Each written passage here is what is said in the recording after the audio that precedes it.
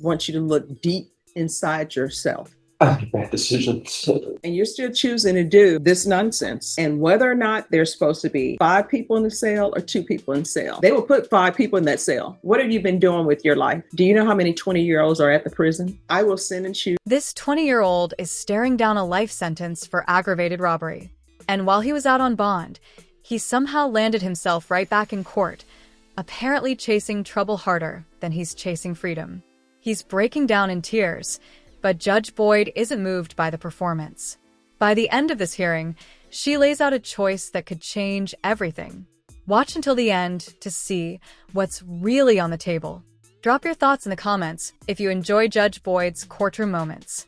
Now, let's get into it. You all proceeding on the motion to revoke? We made the recommendation that MRT, this is going to go forward. Yeah, that's the MRT, yes, the MRT and the ILB. All right. The court is calling 2023 CR 2570B State versus Joshua Jacob Cannon. Can I have parties announced for the record? Jason, Your Honor. Mark Lick for fence judge. And are you Joshua Jacob Cannon? Sure. All right. So here's the thing. You got to save the tears because we're here on a motion to revoke because the state is alleging that there are some actions that you did that were a violation of your conditions. Do you understand? Judge Boyd cutting off the tears with a blunt save it may sound harsh, but it's exactly what the moment calls for. Tears don't qualify as community service, and they definitely don't flush drugs out of your system. In her courtroom, emotions don't replace accountability.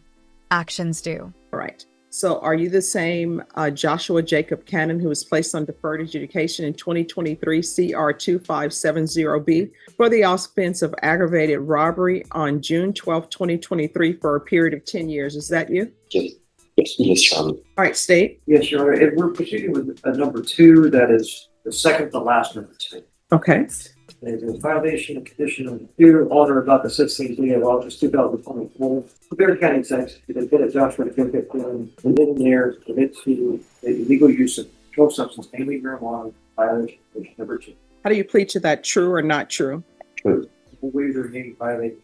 Any objections? No objections, Your Honor. Did you understand by pleading true to violation of condition number 2, the court could find it true, grant the motion, find you guilty, and sentence you to life in prison? Yes, sir. Do you understand if you have some sort of an agreement that you worked out with the state, I don't have to follow that. Once you've pled true, I can sentence you to life in prison. Do you understand that? I understand. Knowing that, you still wish to plead true to violation of condition number 2? Yes. Court is finding violation of condition number 2 true. Is there a proposed agreement? There is, Your Honor. It is denied a motion to adjudicate, continue the individual on the deferred with the amendments to add MRT killers and intensive outpatient treatment.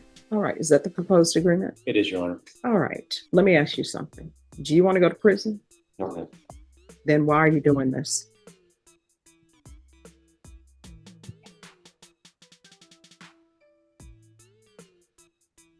I make bad decisions. No, I mean, here's the thing. You have decisions that you have to make. And on the one hand, your decision is, do I want to do this? If I do this and I'm caught, I can look at life in prison. And then what ends up happening is your attorney has and this is where I've been a defense attorney before. This is where the attorneys are throwing themselves on the mercy of the court saying, please let this judge follow our agreement, even though I don't have to do it. So when you're making decisions and knowing you could go to prison and you're still choosing to do this nonsense. I've been going to NA meetings. I've been going there for 2 weeks. Mm-hmm. So I've been trying to. Well, but see, here's the thing. You've been on probation since 2023 and you only have two weeks. What have you been doing with your life? Do you have employment? Yes. What do you do? I work for Hill Country Waste Solutions. I work 60 hours every week. Mm-hmm. But you find time to do this. So, I mean, I will tell you, and your attorney will tell you, and Mr. Gareham will tell you. How old are you? 20. You're 20. Do you know how many 20-year-olds are at the prison? A lot. And if you don't want to get your life in order, you know what's going to end up happening?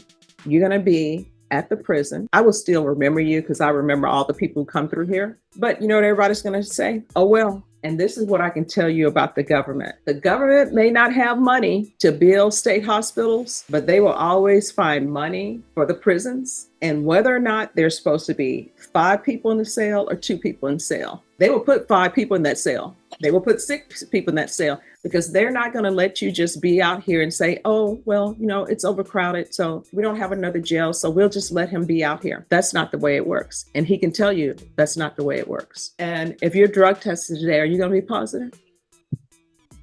You need to tell the truth and shame the devil. What are you going to be positive for? Marijuana. Yeah. He's standing there in tears, talking about how much he cherishes his freedom, while openly admitting he's high in that very moment. It takes a rare level of recklessness to violate probation during your own probation hearing. The thing, I know people say marijuana is not a big thing, but when you're on probation, guess what? And your attorney will tell you this. You're not even allowed to drink alcohol in your house. You're not even allowed to smoke marijuana in your house. If you do, you know what that's telling me? You want to go to prison. So I'm going to give you a decision. And what I can tell you is, you know yourself better than your attorney does, better than I do, better than probation, better than the state does. So I want you to look deep inside yourself and discover and realize whether or not you can complete this probation or not, because you signed up for probation to be on probation for 10 years. So that's 2033. If you cannot complete this probation and you know you cannot complete this probation, just let us know. I will sentence you to 5 years in the prison. Otherwise, I will follow this agreement that you've reached. They're going to give you UAs and they're going to test for levels. If those levels go up, that signifies that you're using, and a motion to revoke is going to be filed, and we're going to be right back here. So those are your only 2 choices. I'll give you the MRT, the intensive outpatient treatment. I'm going to make you do NA meetings and they're going to test for levels, or you can call it a day and I'll sentence you to 5 years in the prison. Which do you prefer? TR meetings. All right. Have you had a time to internalize that? Yes, ma'am.